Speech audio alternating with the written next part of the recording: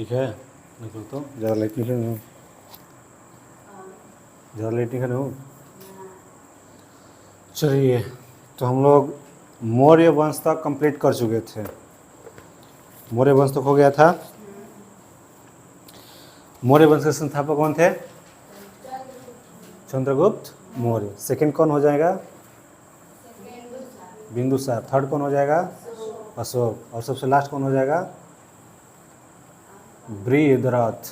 ये पढ़ाया गया था, बृहद्रथ। हम लोग स्टार्टिंग किए थे कहाँ से? बृहद्रथ वंश से स्टार्टिंग किए थे। बृहद्रथ वंश, बृहद्रथ। और इसके संस्थापक थे कौन? बृहद्रथ ही। संस्थापक कौन थे? बृहद्रथ ही ना। और इनके बेटा कौन था? जरासंध। जरासंध या जरासंध बोलते हैं। और ये जो होता है भीम के साथ युद्ध में क्या हो जाता है? मारा जाता है। और उस युद्ध को क्या बोलते हैं हम लोग? मल्ल युद्ध। क्या बोलते हैं? मल्ल युद्ध। इसमें क्या हो जाता है? ये मारा जाता है। अब यहाँ पर देखिए, ये जो था ये हमारी ऐतिहासिक दृष्टि से नहीं होता है, ये धार्मिक दृष्टि से हो जाता है। हमारा मगध साम्राज्य का पहला वंश जो है बृहद्रथ वंश, ठीक ना। इसके संस्थापक बृहद्रथ हैं। लेकिन अगर ऐतिहासिक दृष्टि से हम लोग देखते हैं तो स्टार्टिंग हमारे से कौन होता है? किस वंश से? हर्यक वंश से। किस वंश से स्टार्ट होता है हमारा? हर्यक वंश। और हर्यक वंश की बात की जाती है तो संस्थापक कौन हो जाता है? बिंबिसार। कौन होता है? बिंबिसार।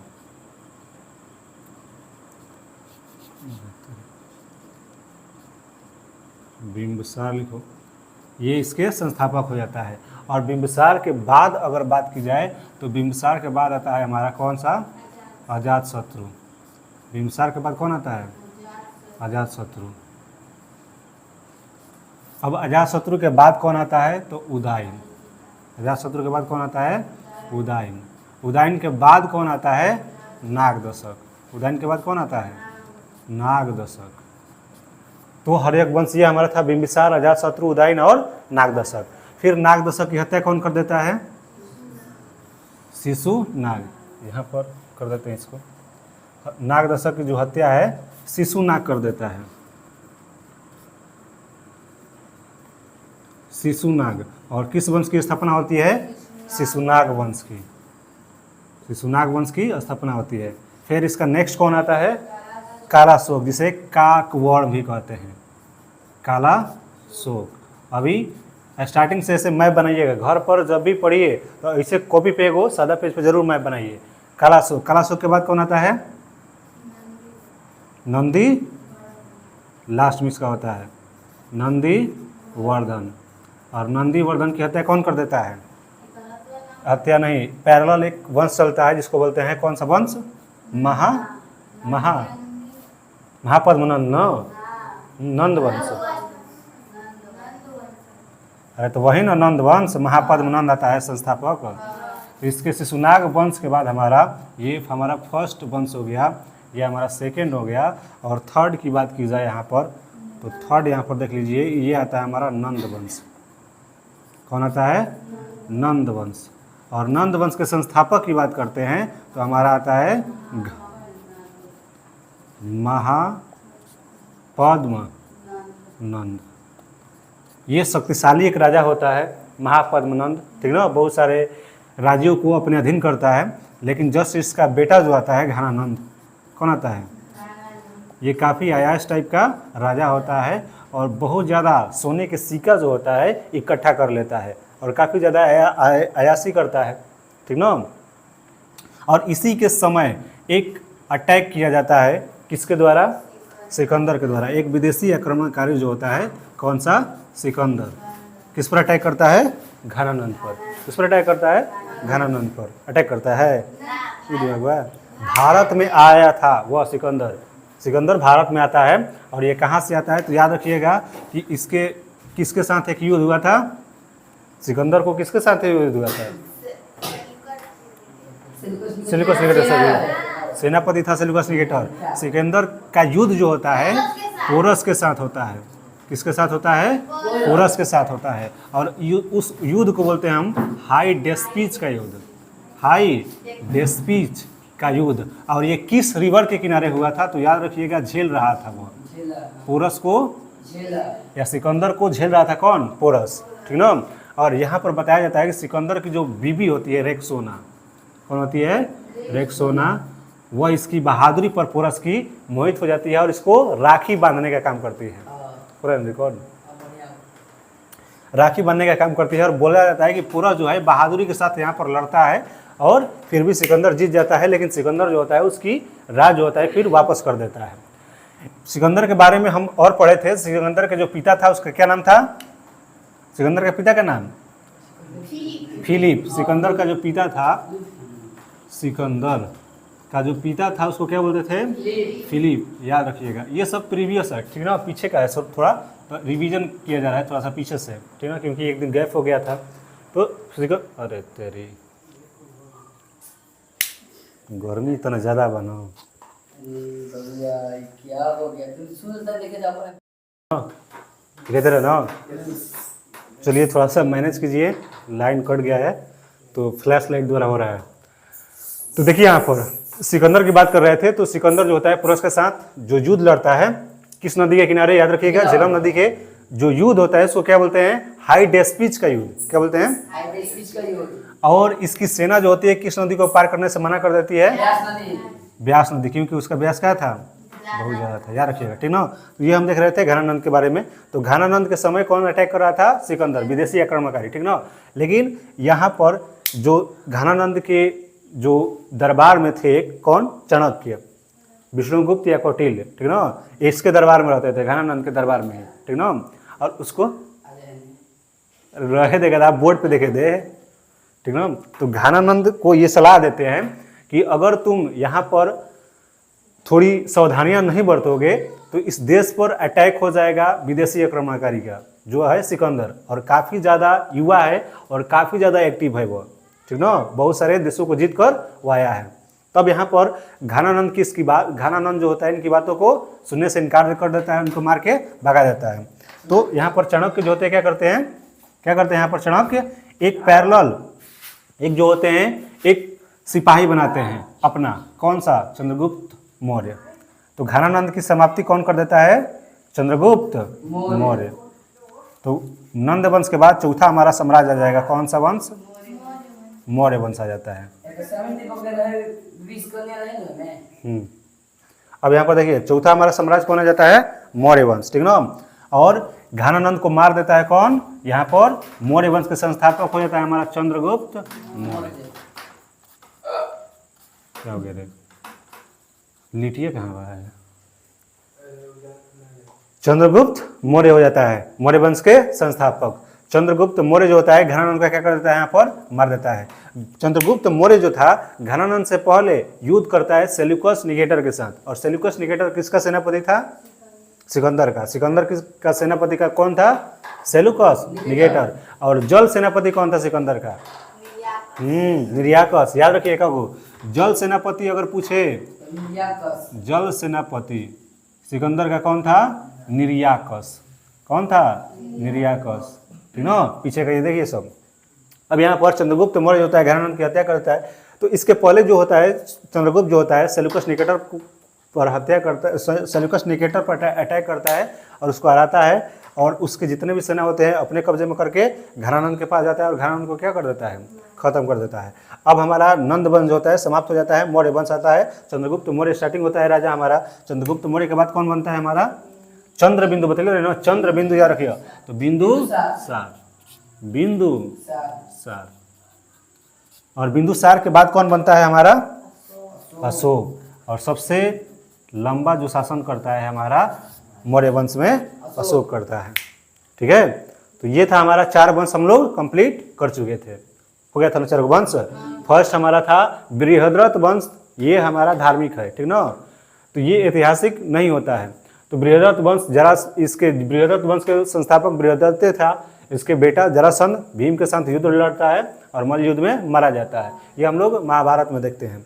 लेकिन फिर अगर ऐतिहासिक बात की जाए कि मगध का मगध की स्टार्टिंग जो बात की जाए कि स्टार्टिंग वंश कौन था हमारा, हर्यक वंश। हर्यक वंश के बाद कौन आता है, बिंबिसार। बिंबिसार के बाद कौन आता है, अजातशत्रु। अजातशत्रु के बाद कौन आता है, उदयन। उदयन के बाद कौन आता है, नागदशक। नागदशक कहते हैं कौन कर देता है, शिशुनाग।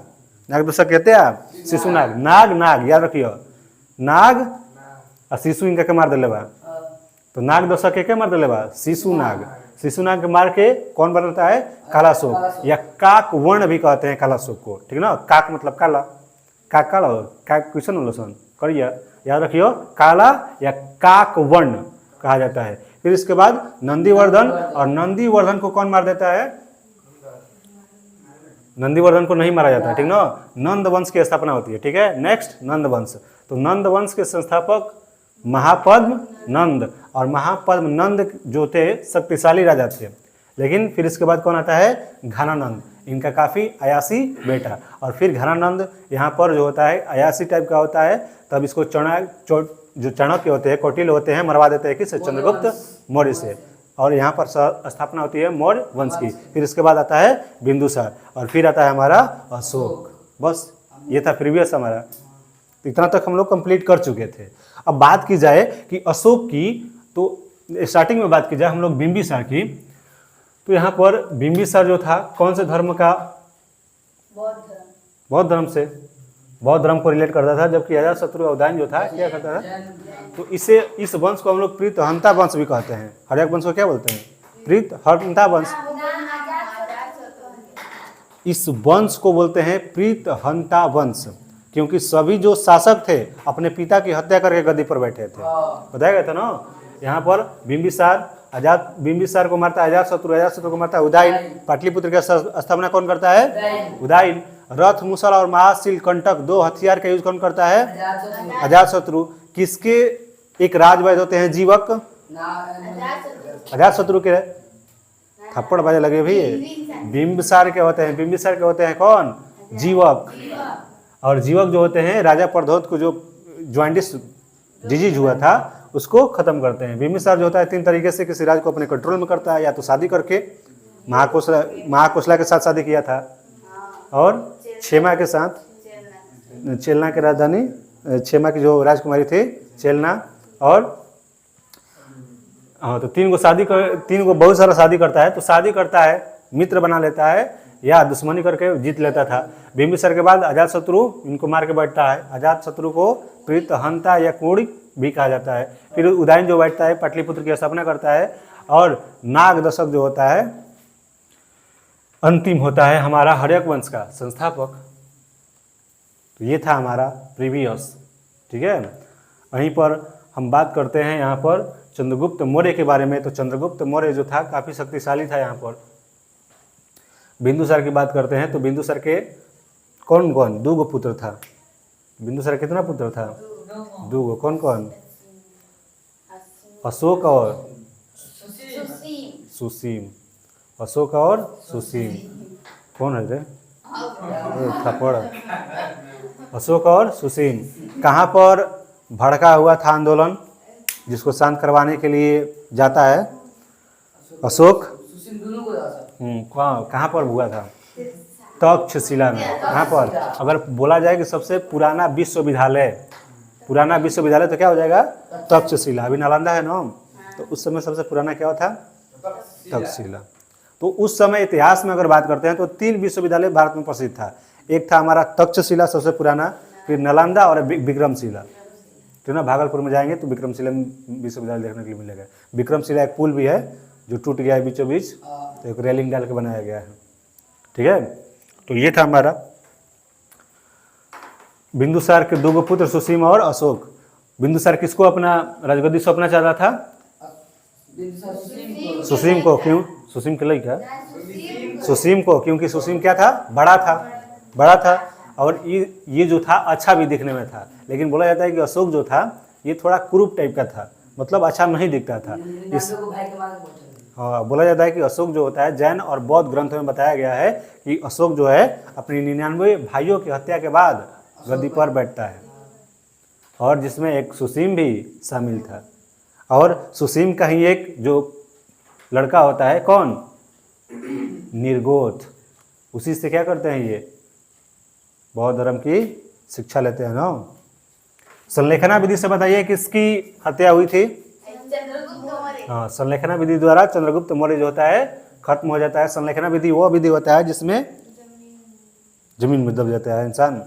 क्या होता है? हाँ, बिना खाए ही अपना प्राण त्याग देता है। और कौन बोला था ये? कौन बोला था ये? भद्रबाहु ने।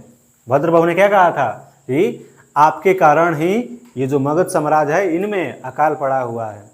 और तब भद्रबाहु इनको चंद्रगुप्त मौर्य जो होते हैं भद्रबाहु के साथ चले जाते हैं कर्नाटक। और श्रवण बेलगोला में बिना खाए इनकी क्या हो जाती है? मृत्यु हो जाती है। ठीक है, अब यहाँ पर देखते हैं तो चंद्रगुप्त मौर्य जो होते हैं राजगद्दी सौंप देते हैं बिंदुसार को। तो याद रखिएगा ऐसे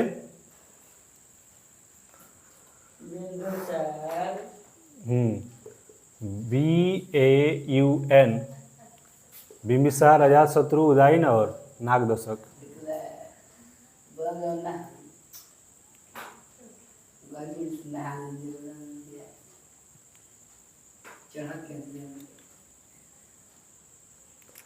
याद रख लिया, अभी बिया डाला था धान गेहूँ में, तो इसको याद रख लीजिएगा। बी आ ऐसे हई वाला बिया में हऊ लगता है, लेकिन बी आ ऊना। कौन बिया? ऊना। अच्छा बिया लाइए, ठीक ना? बिया खराब ना। कौन बिया?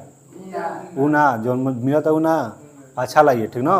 तो याद रखिएगा, बी से बिंबिसार, आ से अजातशत्रु, उ से उदयन और ना से नागदशक। बिया ऊना, बिया ऊना, बिंबिसार, अजातशत्रु, उदयन, नागदशक।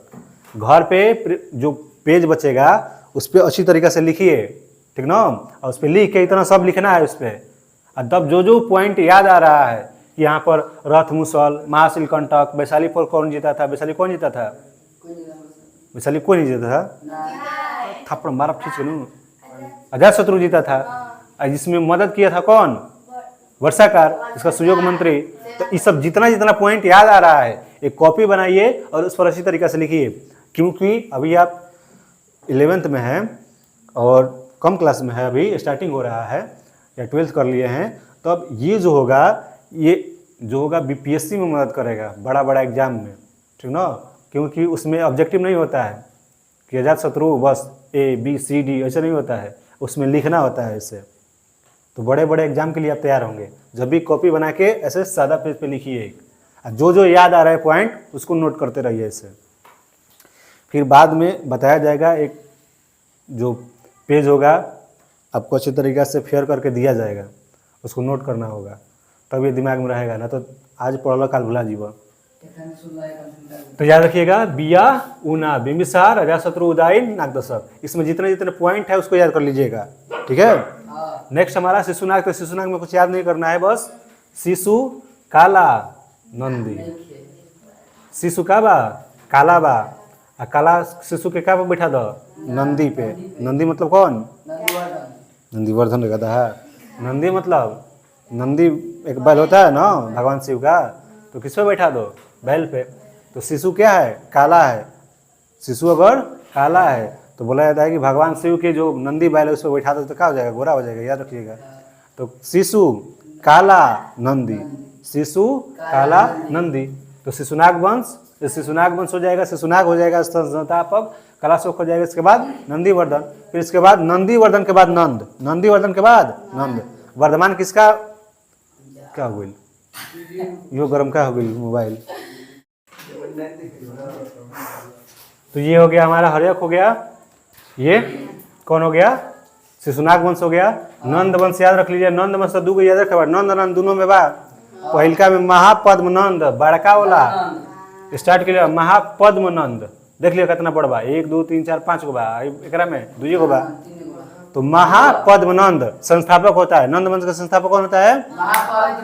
महापद्म नंद। और फिर इसके बाद आता है हमारा घाना नंद, और घाना नंद को मार देता है चंद्रगुप्त मौर्य। फिर आता है चंद्र बिंदु, याद रखिए चंद्र बिंदु, चंद्रगुप्त के बाद बिंदुसार, और फिर आता है हमारा अशोक। और मौर्य वंश का अंतिम बोला जाएगा बृहद्रथ था। तो बृहद वंश था ना, अंतिम कौन था? देखो निकाल के लुसेंट, हम लोगों ने किया याद। इसी टाइप का इसका भी नाम था, ब्रियर टाइप का। तो ये जो हमारा होता है कौन सा, सभी जो होता है प्रीवियस जितने भी 4 गो वंश हम लोग पढ़े हैं, तो चारों वंश क्या हो गया हमारा, कंप्लीट हो गया है। अब चलिए हम लोग आगे चलते हैं। लेकिन अभी जो अशोक का शिलालेख होना बाकी था, अशोक का शिलालेख बाकी था, तो शिलालेख में 14 गो इसका शिलालेख है और 14 से क्वेश्चन आता है। और बताया गया था कि जो बिहार ऐसा ही एग्जाम हुआ था मध्य निषद में, 3-4 क्वेश्चन इससे बन गया है। सोनागिरी पर्वत आया था कि सोनागिरी पर्वत जो है किस वंश से संबंधित है, तो याद रखिएगा ये जैन धर्म से संबंधित है। और ये 8वें तीर्थंकर जो थे, कुछ नाम था उनका, अरिष्टनेमी, उनसे संबंधित है सोनागिरी पर्वत।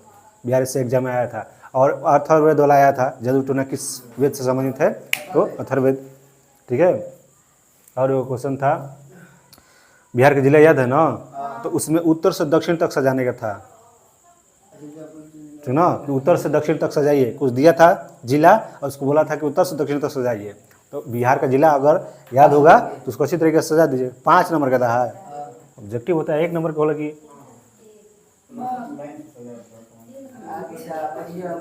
तो चलिए ये हो गया। अब आगे चलते हैं हम लोग। तो ऐसे भी ये बताया गया था कि वंश को याद रखने के लिए, रिकॉर्ड हो रहा है ना, देखिए यहाँ पर देखिए, हसीन मसूक सा बतले रही, हसीन मसूक सा, ये यूनिवर्सल ट्रिक है, इसको याद रखिएगा।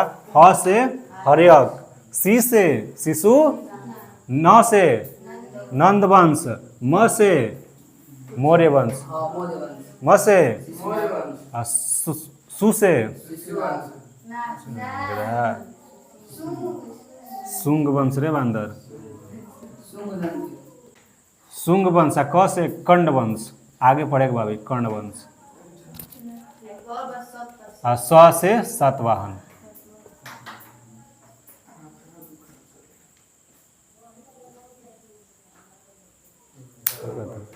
चलिए देखिए 4 गो हम लोग कंप्लीट कर चुके हैं, हसीन, हर्यक, शिशुनाग, नंद, मौर्य, 4 गो हो गया ना।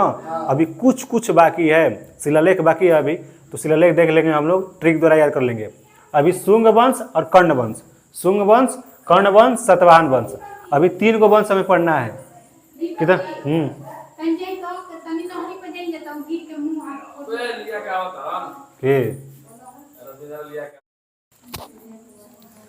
तो चलिए आगे हम लोग चलते हैं शुंग वंश पे। अब देखिए यहाँ पर हर्यक वंश जो था, फिर इसके बाद कौन था, शिशुनाग। हर्यक वंश के बाद कौन था, शिशुनाग। शिशुनाग के बाद नंद वंश, नंद वंश के बाद मौर्य वंश।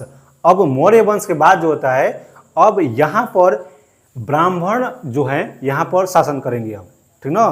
तो ये सातवाहन वंश, शुंग वंश, सातवाहन वंश और कर्ण वंश, इन तीनों में एक ब्राह्मण जो होंगे वह राजा बनेंगे। तो सबसे पहला जो होगा हमारा कौन सा वंश, शुंग। कौन सा वंश, शुंग वंश। तो इसके जो राजा बनेगा पुष्यमित्र शुंग, ये क्या था, ब्राह्मण था, पुष्यमित्र शुंग, ठीक ना। ये जो होता है हमारा ब्राह्मण शासक होता है। पहला ब्राह्मण शासक जो मगध पर होता है हमारा कौन सा होता है, पुष्यमित्र शुंग। और ये कहीं कहीं बताया जाता है कि पुष्यमित्र शुंग जो होता है, ये बौद्ध धर्म और जैन धर्म से जितने भी रिलेटेड थे उनको ख़त्म करने की कोशिश करता है, ठीक है। या बोलता है कि बौद्ध धर्म के जितने अनुयायी हैं उनका अगर कोई सिर काट के लेता है तो कुछ रुपया दिया जाएगा। कहीं कहीं पर इतिहास में मिलता है, लेकिन किसी कोई इतिहासकार जो होता है इसको गलत भी मानता है, ठीक है। तो यहाँ पर याद रखिएगा कि शुंग वंश का संस्थापक कौन रहता है, पुष्यमित्र शुंग। पुष्यमित्र शुंग के बाद कौन आता है, इसका बेटा एक अग्निमित्र आता है, लुसेंट में नहीं दिया है, ठीक ना। इसको थोड़ा सा फैक्ट याद रखिएगा, अग्निमित्र। तो पुष्यमित्र शुंग और ये अग्निमित्र। इसको क्यों बताया गया कि एक जो बुक होता है मालविका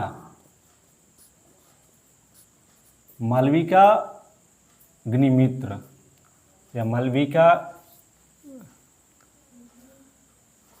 अग्निमित्र या क्या नाम था यार, मालविका और अग्निमित्र का एक बुक जो है, एक प्रेम प्रसंग जो होता है, कालिदास लिखते हैं, ठीक ना। ऐसे याद रखिएगा, कालिदास जो होते हैं, कालिदास का नाम सुने होंगे आप लोग, एगो कहानियों सुन लो युवा कालिदास के। जिस पेड़ पर थे उसी पेड़ की डाली को काट रहे थे। सुन रहे भाई, सुन रहे। तो कालिदास ये हो जाएंगे। मालविका अग्निमित्र, याद रखिएगा, मालविका अग्निमित्र ये बुक लिखे थे, जिसमें मालविका एक रानी का नाम होता है और अग्निमित्र पुष्यमित्र शुंग का जो लड़का होता है इसका होता है। ये एक प्रेम प्रसंग होता है, लव स्टोरी जो होता है ये लिखते हैं। ठीक है, कौन? कालिदास। ठीक ना। कालिदास की एक और बुक है ऋतु संहार, याद रखिएगा। और भी अच्छा बुक है इनका, उससे क्वेश्चन पूछता है। ऋतु संहार एक बुक हो गया इनका। और भी बुक है तो 2 बुक याद रखिएगा, मालविका अग्निमित्र और ऋतु संहार। ये जो थी मालविका, ये रानी थी विदर्भ की। विदर्भ मतलब महाराष्ट्र। आजकल का महाराष्ट्र क्या कहलाता है? विदर्भ। ठीक है, तो विदर्भ की कौन थी? रानी। और ये पुष्यमित्र शुंग के थे बच्चा कौन? अग्निमित्र। इन दोनों के बीच जो लव स्टोरी होता है एक बुक लिखते हैं, उस कौन से लिखते हैं? मालविका अग्निमित्र। ये क्वेश्चन आता है कि मालविका अग्निमित्र जो होता है, ये जो बुक है इसके लेखक कौन है? कालिदास। ठीक ना। ऋतु संहार भी हो जाएगा, कौन लिखे हैं? कालिदास। ये मालविका कहाँ की राजधानी, ये रानी थी, तो याद रखिएगा कहाँ की थी? ये विदर्भ की। ठीक है, तो अब ये हो जाता है पुष्यमित्र शुंग का बच्चा कौन होता है? अग्निमित्र। तो शुंग वंश का संस्थापक कौन हो जाएगा? पुष्यमित्र शुंग। अब इसमें और देख लीजिए, पुष्यमित्र शुंग जो होता है 2 राजसूय यज्ञ करवाता है। कितना राजसूय यज्ञ? 2 राजसूय यज्ञ, मतलब 2 क्या करता है? राजसूय यज्ञ। पुष्यमित्र शुंग जो होता है ब्राह्मण जाति का था। बदली यहाँ भी शुंग शासकों ने अपनी राजधानी जो विदिशा स्थापित की। ये जो शुंग वंश के संस्थापक थे पुष्यमित्र शुंग, इसकी अगर राजधानी की बात की जाएगी तो विदिशा। क्या हो जाएगी इसकी राजधानी? विदिशा। और विदिशा की बात की जाए तो एमपी में, कहाँ पर? MP tiger state, Madhya Pradesh. ठीक है, स्वाप प्रदेश, केंद्रीय सबसे ज्यादा मध्य प्रदेश, भीमबटिका मध्य प्रदेश, याद रखिए।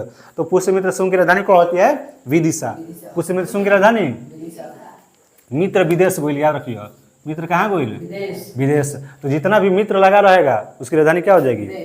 विदिशा। विदेश गोइल तो विदिशा। ठीक है, विदेश। विदेश कहाँ पर है? विदिशा, एमपी में, मध्य प्रदेश। ठीक है, आगे देखिए यहाँ पर जो पुष्यमित्र शुंग मगध की राजधानी पर यहाँ। चलिए अब आगे देखिए। लाइट बंद करो, इसका मोबाइल की लाइट बंद करो, इसका पावर बैंक का हटाओ, पावर बैंक हटाओ, पावर बैंक लाइट हटाओ। चलिए आगे देखिए, पूरा ठीक है ना लाइट। चलिए आगे देखिए यहाँ पर इंडो यूनानी शासक मिनांडर जो होता है अटैक करता है इसके समय में। पुष्यमित्र शुंग के समय कौन अटैक करता है? मिनांडर। कौन अटैक करता है? मिनांडर। ठीक ना। मिनांडर को मिलिंद भी कहा गया है। मिनांडर को क्या बोला गया है? मिलिंद। मिनांडर को मिलिंद भी कहा गया है। और मिलिंद पान्हो एक बुक है। कौन है? क्या हो गया? रो रहा है तो मुझे नहीं कहा था। मिलिंद पन एक बुक है, ठीक है, जिसमें मिनांडर और जो बौद्ध धर्म के ज्ञाता थे बौद्ध भिक्षु नागसेन। कौन थे? नागसेन। इसके बारे में इस लेसन में चर्चा नहीं है, लेकिन याद रखिएगा कि मिलिंद पन एक बुक है और इसमें जो मिनांडर और नागसेन के बीच बौद्ध धर्म के बारे में चर्चा हुआ है, आत्मा के बारे में, पुनर्जीवन के बारे में। ठीक ना। इस सब का चर्चा कहाँ पर मिलता है? मिलिंद पानो बुक में। ठीक है, आत्मा के बारे में, पुनर्जन्म, मोक्ष के प्राप्त कैसे किया जाएगा, इसके बारे में मिनांडर जो होता है किससे पूछता है? नागसेन से। किससे पूछता है? नागसेन से। और नागसेन जो थे क्या थे? बौद्ध भिक्षु। नागसेन क्या थे? बौद्ध भिक्षु।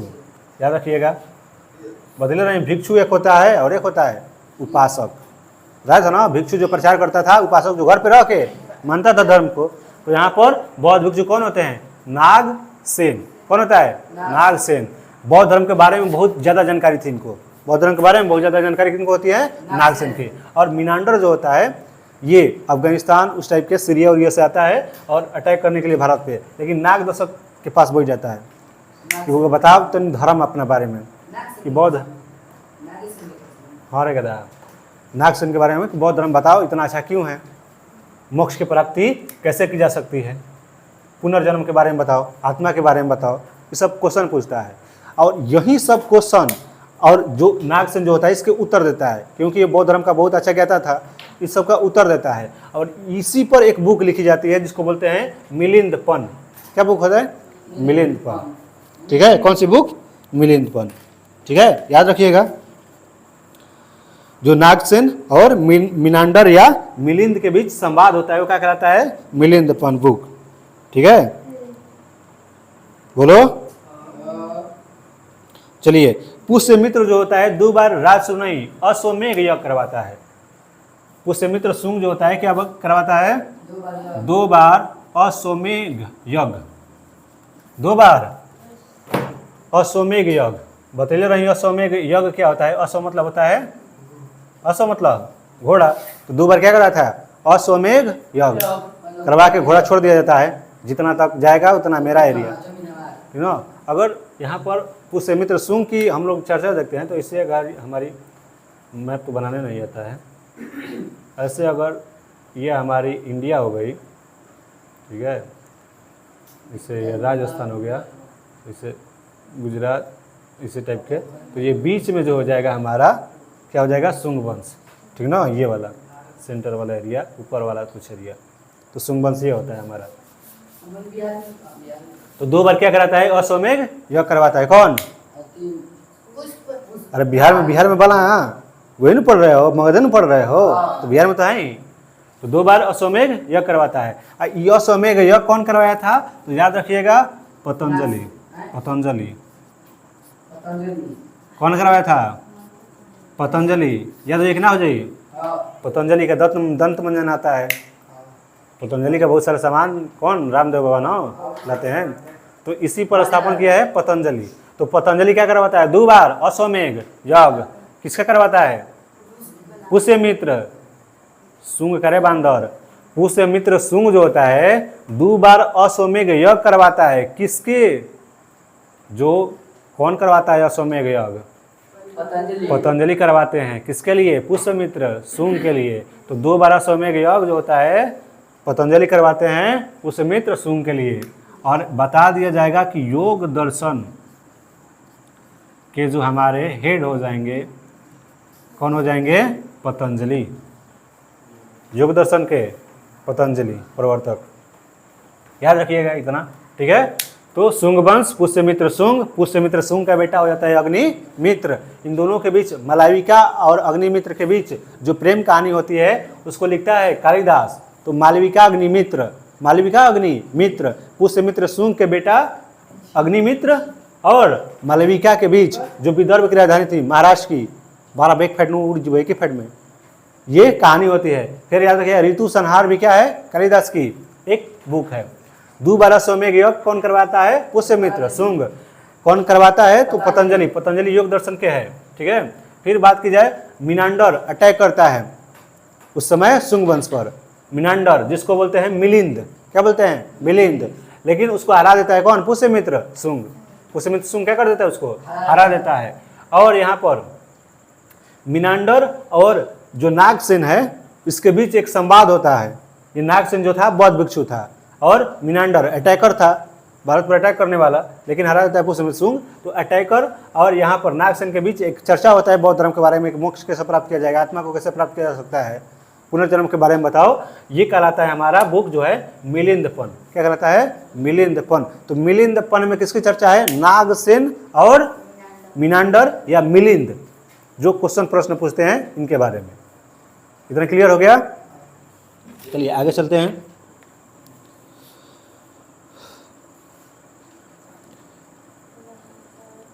भरहुत स्तूप एक आएगा। भरहुत स्तूप का निर्माण किसने करवाया है? भरहुत स्तूप। भरहुत स्तूप का निर्माण कौन करवाता है? याद रखिएगा, पुष्यमित्र सुंग। ये है कहाँ पर? तो याद रखिएगा एमपी में। कहाँ पर? एमपी। ठीक है, एमपी के सतना में है, याद रखिएगा। एमपी के सतना में है। कौन? सतना को बता बनो, एमपी के सतना में है। एमपी मतलब मध्य प्रदेश। महापागल, एमपी मतलब महापागल। तो एमपी, ठीक है, सतना में होता है। और ये भराहुत स्तूप का निर्माण कौन कराता है हमारा? पुष्यमित्र शुंग, ठीक है। और देखिए शुंग वंश का पूछेगा कि अंतिम कौन था, तो याद रखिएगा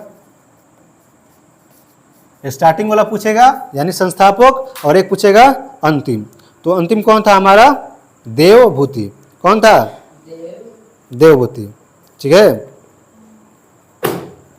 अंतिम कौन था? देवभूति। देवभूति, और देवभूति की हत्या जो होता है कौन कर देता है यहाँ पर? याद रखिएगा वासुदेव। वासुदेव हत्या करके कौन सा वंश? कंड वंश। कंड वंश की क्या करते हैं? स्थापना। याद रखिएगा भूत को कौन मारेगा? भगवान। और भगवान कौन थे? कृष्ण के बाद वासुदेव। भूत को कौन मारेगा? भगवान। नहीं मारेगा? भगवान आएगा तो जय हनुमान, भूत देखा तो कैसे हो? जय हनुमान ज्ञान गुण सागर, जय कपिस तिम लोक उजागर, रामदूत बलधामा, अंजनी पुत्र पवन सुत नामा, महावीर विक्रम बजरंगी, कुमति निवार सुमति के संख्य कंचन वरण यद बा विराज सुबेसा। तो यहाँ पर भूति जो होता है, देवभूति की हत्या जो होते हैं कौन करते हैं? वासुदेव। और वासुदेव जो होते हैं कंड वंश के स्थापन कर देते हैं, संस्थापक हो जाते हैं कर्ण। तो शुंग वंश खत्म। शुंग वंश से बोलेगा, शुंग वंश का संस्थापक पुष्यमित्र शुंग। भूमि फाड़ते बोलना था। शुंग वंश का संस्थापक पुष्यमित्र। बोल देखियो कि नहीं क्या बोले? दो बार क्या करता है? अश्वमेघ यज्ञ। कौन करवाता है? पतंजलि। पतंजलि योग दर्शन के हो जाएंगे, ठीक है। और बोला जाएगा कि मालविका अग्निमित्र किनका प्रेम कहानी है? अग्निमित्र, पुष्यमित्र शुंग के बेटा अग्निमित्र, और मालविका जो कि विदर्भ की रानी थी। इस कहानी को बाद में बताया जाएगा, इसमें अभी इतना चर्चा नहीं दिया गया। मिनांडर और नागसेन के बीच जो चर्चा होता है बौद्ध धर्म के बारे में, मोक्ष के बारे में, आत्मा के बारे में, ये सब कहाँ मिलता है? मिलिंद पानो। मिनांडर को मिलिंद कहा गया है। मिलिंद पन बुक में ये चर्चा मिलता है, ठीक है। बरहुत स्तूप का निर्माण किसने करवाया था? पुष्यमित्र शुंग। पुष्यमित्र शुंग जो होता है बरहुत स्तूप का निर्माण कराता है। अब बरहुत स्तूप कहाँ पर है? तो एमपी के सतना में। बरहुत स्तूप कहाँ पर है? एमपी के सतना में, ठीक है। अंतिम शासक पुष्य शुंग वंश का अंतिम शासक कौन हो जाता है?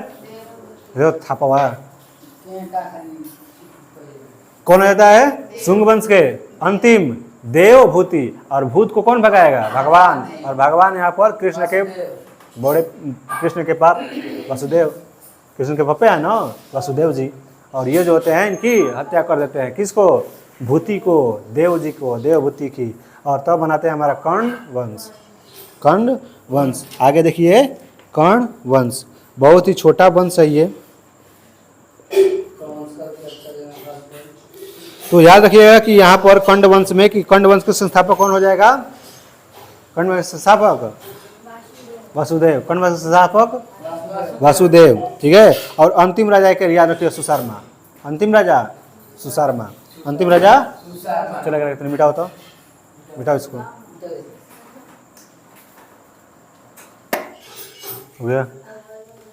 चलिए देखिए आगे। तो कर्ण वंश के अगर बोला जाएगा कि संस्थापक कौन हो जाएगा? वासुदेव। कौन हो जाएंगे कर्ण वंश के? वासुदेव हो जाएंगे।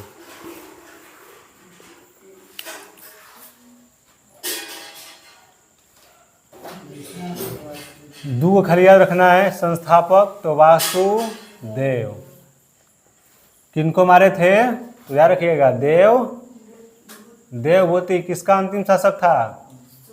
शुंग वंश का। और वासुदेव जो बैठते हैं तो याद रखिएगा इतना इम्पोर्टेंट नहीं है। वासुदेव के बाद कौन आता है? लास्ट में याद रखिएगा। वासुदेव के बाद नहीं, लास्ट में याद रखिएगा सुशर्मा। कौन आता है? सुशर्मा। तो बोलेगा कि कर्ण वंश के संस्थापक वासुदेव और कर्ण वंश के अंतिम शासक सुशर्मा। लास्ट ये क्या हो जाएगा हमारा? लास्ट कौन हो जाएगा? सुशर्मा। लास्ट कौन हो जाएगा? सुशर्मा। लास्ट सुशर्मा। लास्ट हो जाएगा सुशर्मा। और ये जो होता है इसकी हत्या कर देता है कौन? अब यहाँ पर कर्ण वंश समाप्त हो जाएगा, आएगा सतवाहन वंश। सतवाहन वंश कौन सा आएगा? इसकी हत्या जो होता है सुशर्मा के सीमुख कर देता है। सीमुख कौन कर देता है? सीमुख। सुशर्मा की हत्या सीमुख। और कौन सा वंश आ जाएगा हमारा? सतवाहन वंश। तो सतवाहन वंश का संस्थापक कौन हो जाएगा? सीमुख। सतवाहन वंश का संस्थापक सीमुख। क्या था? सीमुख। चलिए आगे देखिए यहाँ पर, सतवाहन आंध्र वंश शासकों ने अपनी राजधानी प्रतिष्ठान गोदावरी नदी किनारे स्थापित किया। देखिए यहाँ पर ये हमारा चल रहा था अभी मगध साम्राज्य की तरफ। अब नीचे आइए, दक्षिण भारत में हम लोग चलेंगे। दक्षिण भारत समझ में आता है ना?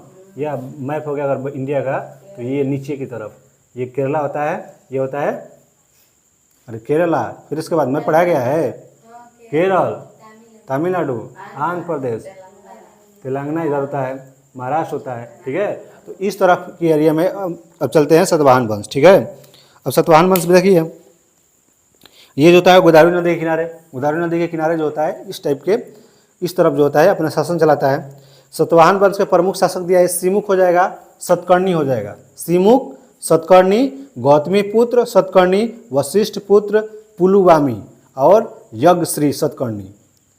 तो सतकर्णी और पुत्र संबंधित जितना भी होगा सतवाहन वंश से, तो सतकर्णी हो जाएगा, गौतमी पुत्र सतकर्णी हो जाएगा। फिर इसके बाद वशिष्ठ पुत्र पुलुमावी और यज्ञश्री सतकर्णी। तो सतकर्णी 2 अश्वमेघ ये भी करवाता है, जैसे पुष्यमित्र शुंग जो 2 अश्वमेघ यज्ञ करवाया था, बिल्कुल उसी तरह जो होता है सीमुख जो होता है क्या करवाता है? 2 अश्वमेघ। सीमुख नहीं, सतकर्णी ने। कौन? सतकर्णी।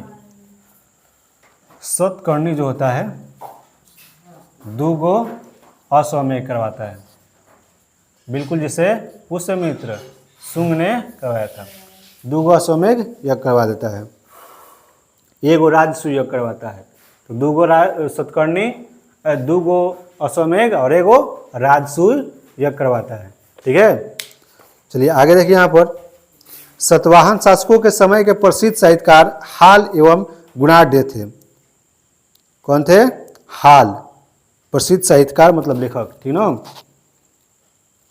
कौन थे? हाल एवं गुणाढ़। गुणाढ़ ने बृहद कथा नामक के पुस्तकों की रचना की।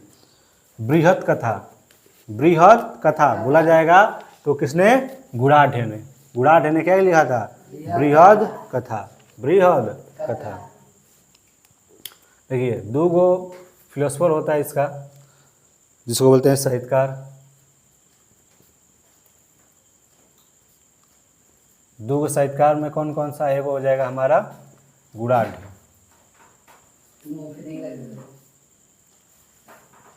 गुणाढ़ 1 हो जाएगा, और 1 कौन हो जाएगा हमारा? हाल।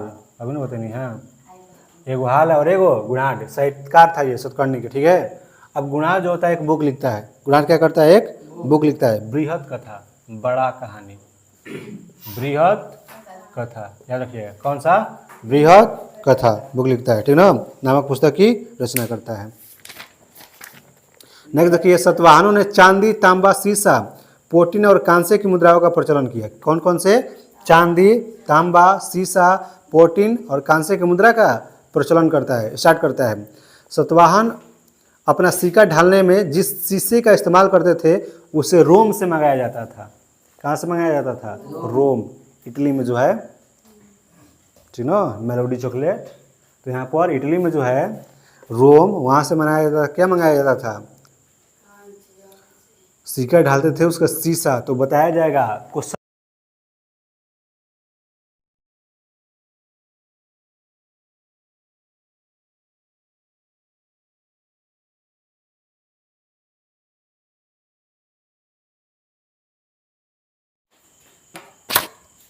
ठीक है ना। तो हमारा जो माइक था उसका बैटरी ख़त्म हो गया था। चलिए स्टार्ट करते हैं आगे। यहाँ पर देखिए, हम लोग यहाँ तक पढ़े थे कि फिलोसफर इसके दो होते हैं, साहित्यकार और यहाँ पर किसके, सतकर्णी के। एक गणाढ़ होता है और एक हाल होता है। गणाढ़ जो होता है एक बुक लिखता है जिसको बोलते हैं हम लोग बृहत कथा, ठीक ना। और बात की जाए कि भूमि दान की प्रथा जो होती है, भूमि दान की प्रथा कहाँ से, किस वंश से शुरू किया था, तो ये शुरू किया था हमारा सतवाहन वंश ने। कौन सा वंश, सतवाहन वंश। इसकी कहाँ से मिलता है, तो ब्राह्मण, यहाँ पर ब्राह्मणों की भूमि दान के जो मिलता है कि सूचना कहाँ से हुआ है, तो नानाघाट अभिलेख से मिलता है। कहाँ से मिलता है, नानाघाट अभिलेख से हमें समझ में आता है कि ये ब्राह्मणों को भूमि दान में दिया गया था। यहाँ पर अभिलेखों में ये लिखा गया है कि एक गांव दे दिया गया था अश्वमेघ यज्ञ कराने में। भाषा की बात की जाए तो सतवाहनों की भाषा थी प्राकृतिक और ब्राह्मी। भाषा क्या थी, प्राकृतिक और ब्राह्मी। गौल्मिक जो होता था एक गांवों की रक्षा करने वाला होता था।